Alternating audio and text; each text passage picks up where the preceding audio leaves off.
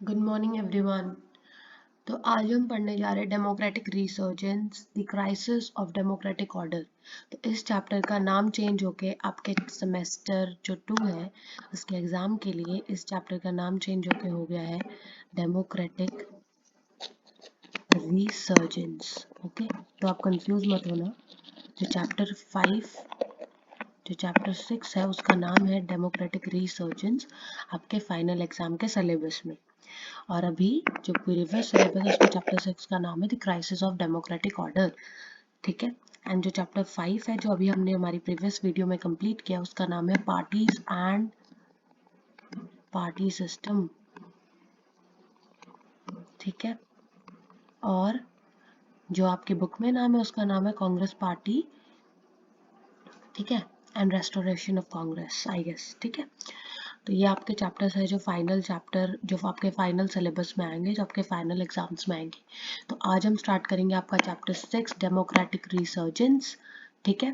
And आपका syllabus complete करने की तरफ हम एक स्टेप और आगे बढ़ जाएंगे। अगर आपने मेरी वीडियो पहले नहीं देखी है तो इसको लाइक करें, सब्सक्राइब करें एंड शेयर करें। अगर आपको कोई भी डाउट है तो आप कमेंट सेक्शन में कमेंट कर सकते हैं and I surely reply to your doubts. So आज हम स्टार्ट करते हैं democratic resurgence. The background of emergency क्या था। तो जिस टाइम पे इमरजेंसी रूल लगा था उसका बैकग्राउंड क्या चल रहा था देश के अंदर। Let's see this. So we have already studied the changes that were taking place in Indian politics since 1967। तो हमने सारे चेंजेस पढ़े जो इंडिया में पॉलिटिक्स में हो रहे थे सिंस 1967। जैसे हमने लास्ट चैप्टर में कवर किया है कि 1967 के बाद क्या क्या चेंजेस हुए इंडिया के पॉलिटिक्स में। Indira Gandhi had emerged as a towering leader with tremendous popularity। हमने देखा कि इंदिरा गांधी कैसे एक टावरिंग लीडर, एक फेमस लीडर, एक strong leader with tremendous popularity emerge होके आई बाहर। ठीक है। This was also the period when party competition became bitter and polarised. और यही वो टाइम था जब पार्टी का जो कंपटीशन है वो बिटर, खारा एंड पोलराइज्ड हो गया। डिफरेंसेस आ गए, south pole and north pole बन गया पार्टी के अंदर ही। This period also witness tensions in the relationship between the government and the judiciary. इस पीरियड में गवर्नमेंट और जुडिशरी के बीच में भी डिफरेंसेस आ गए, उन दोनों के बीच में भी कुछ डिफरेंसेस आए। The supreme court found many initiative of the government to be violative of the constitution. Supreme court को लगा कि बहुत सारे जो इनिशिएटिव है, जो काम है गवर्नमेंट के, वो कॉन्स्टिट्यूशन को वायलेट कर रहे हैं, वो कॉन्स्टिट्यूशन के अगेंस्ट है। The Congress party took the position that this stand of the court was against principles of democracy and parliamentary supremacy। और कांग्रेस पार्टी ने जो पोजीशन है अपनी, जो अपना स्टैंड है, वो कोर्ट के अंदर ये कह के कहा, ये कह के लिया कि ये जो भी सुप्रीम कोर्ट कह रहे हैं ये डेमोक्रेसी के प्रिंसिपल्स के अगेंस्ट है एंड पार्लियामेंट्री सुप्रीमेसी के भी अगेंस्ट है। ठीक है। तो this is against principles of democracy and parliamentary supremacy. जो हमको पार्लियामेंट्री सुप्रीमेसी दी है, अपर हैंड दिया है, और जो डेमोक्रेसी है हमारे देश की उसके अगेंस्ट है सुप्रीम कोर्ट का ऐसा कहना। ठीक है। This Congress also alleged that the court was a conservative institution and it was becoming an obstacle in the way of implementing pro-poor welfare programs। और कांग्रेस ने ये भी कहा कि जो कोर्ट है वो एक कंजर्वेटिव इंस्टीट्यूशन है, उसको that is a conservative institution, उसको हर चीज़ को बढ़ावा देना चाहिए, ना कि हमारे रास्ते में कांटा बनना चाहिए जो हम pro poor welfare programmes implement करने की कोशिश कर रहे हैं उनके लिए। ठीक है। The parties opposed to Congress the parties opposed to the Congress felt that politics was becoming too personalized and that governmental authority was being converted into personal authority। और जो पार्टीज थी जो कांग्रेस को अपोज कर रही थी, उनको लगा कि जो पॉलिटिक्स है ना वो बहुत ज़्यादा पर्सनलाइज हो रही थी। यानी कि यहाँ पे जो एक पर्सनल अथॉरिटी बहुत ज़्यादा लिया जा रहा था गवर्नमेंट को, रादर देन उसको एज अ गवर्नमेंटल अथॉरिटी काम करना चाहिए था, बट वो एज अ पर्सनल अथॉरिटी ज़्यादा काम कर रही थी। The split in the Congress has sharpened the divisions between Indira Gandhi and her opponents। तो पहले ही इंदिरा गांधी के इतने सारे अपोनेंट्स थे, ऊपर से कांग्रेस के अंदर जो कांग्रेस रिक्वेशनिस्ट्स और कांग्रेस ऑर्गेनाइजेशन का जो स्प्लिट हुआ, उसने और भी ज़्यादा अपोनेंट्स बढ़ा दिए इंदिरा गांधी के, और भी ज़्यादा उनके बीच में डिविजन्स प्रोड्यूस कर दिए। अगर आपको कांग्रेस आर और कांग्रेस ओ के बारे में नहीं पता है तो आप मेरी प्रीवियस वीडियोज़ को देख सकते हैं, मैंने लास्ट चैप्टर में सारे टॉपिक्स कवर किए हैं। अब हम पढ़ने जा रहे हैं कि what was the economic context, उस टाइम पे इकोनॉमी का क्या हाल था, इकोनॉमी का क्या बैकग्राउंड था हमारे कंट्री में। In the elections of 1971 Congress had given the slogan of गरीबी हटाओ। हमने लास्ट चैप्टर में पढ़ा, मैंने अपनी वीडियोस में पहले पढ़ाया भी है कि 1971 के इलेक्शंस में कांग्रेस ने ये स्लोगन दिया था, गरीबी हटाओ, remove poverty. However, the social and economic condition in the country did not improve much after 1971 and 1972। और वैसे भी अच्छा ठीक है, 1970 के इलेक्शंस में इंदिरा ने स्लोगन तो दिया था गरीबी हटाओ, बट जो सोशल और इकोनॉमिक कंडीशन थी कंट्री की वो बिल्कुल भी इम्प्रूव नहीं हुई थी after 1971 and 1972। The Bangladesh crisis had put a heavy strain on India's economy.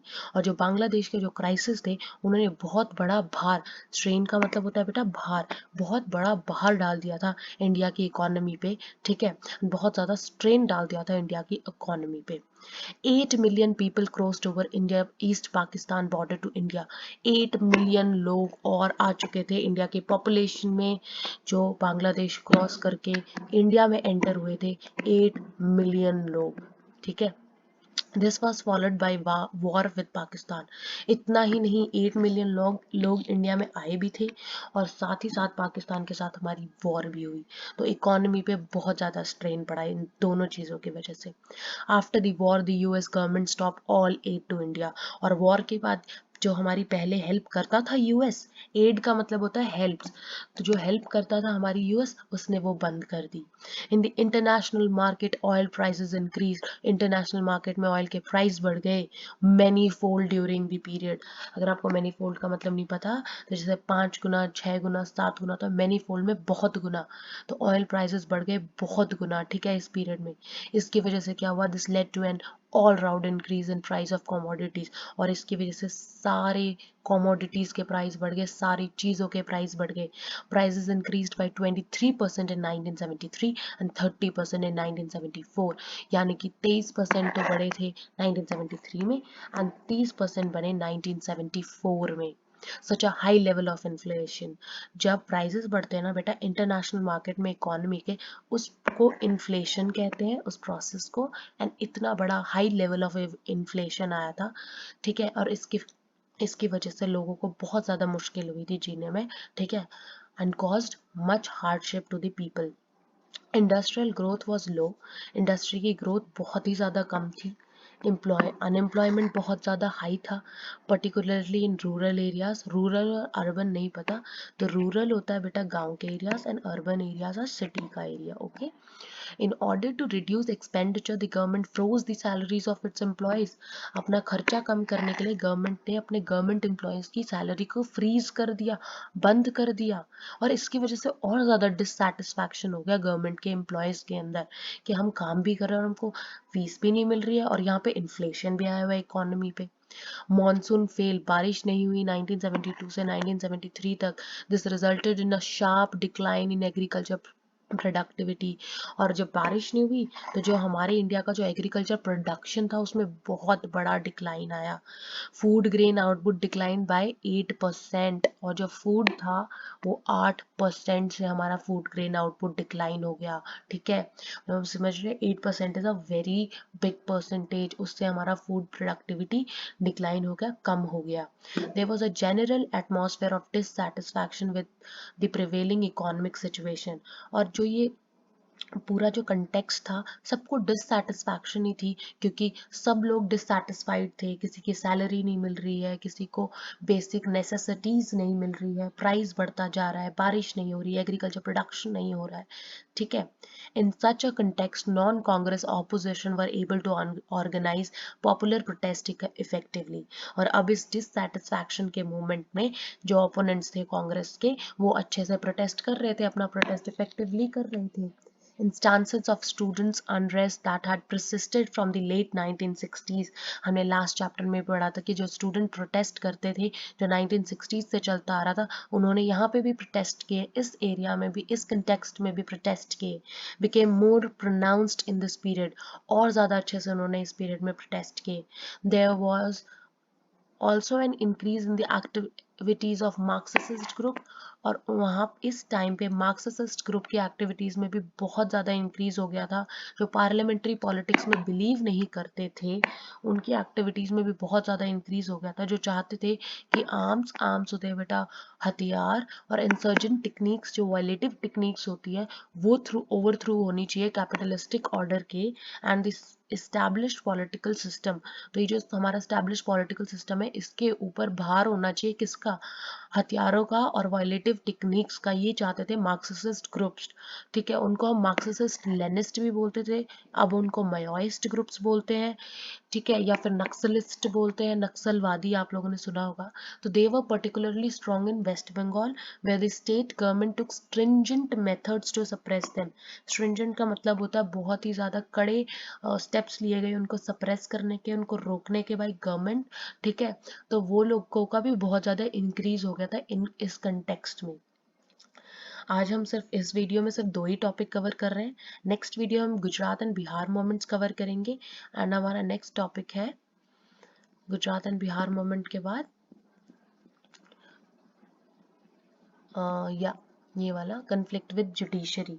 ये 2 टॉपिक्स हम नेक्स्ट वीडियो में कवर करेंगे। अगर आपको मेरी वीडियो पसंद आई तो लाइक करें, सब्सक्राइब करें एंड शेयर करें and if you have any doubt तो प्लीज़ कमेंट सेक्शन में पुट कर दीजिएगा। Thank you.